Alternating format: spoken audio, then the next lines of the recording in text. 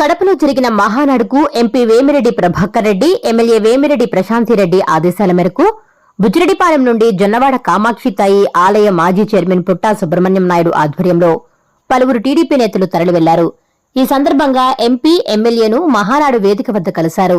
మహానాడుకు వెళ్లిన నాయకులు, కార్యకర్తలను ఎంపీ, ఎమ్మెల్యే ఆప్యాయంగా పలకరించారు. ఈ సందర్భంగా పుట్టా సుబ్రహ్మణ్యం నాయుడు మాట్లాడుతూ, గతంలో ఎన్నడూ లేని విధంగా కడప మహానాడుకు భారీగా నాయకులు, కార్యకర్తలు తరలిరావడం జరిగిందన్నారు. మహానాడుని విజయవంతం చేసేందుకు నాయకులు, కార్యకర్తలు ఎంతో కృషి చేశారని చెప్పారు.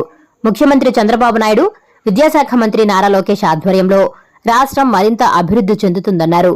నెల్లూరు ఎంపీ వేమిరెడ్డి ప్రభాకర్ రెడ్డి, కోవూరు ఎమ్మెల్యే వేమిరెడ్డి ప్రశాంతిరెడ్డి నియోజకవర్గంలో నిరంతరం అభివృద్ధి కోసం పాటుపడుతున్నారన్నారు.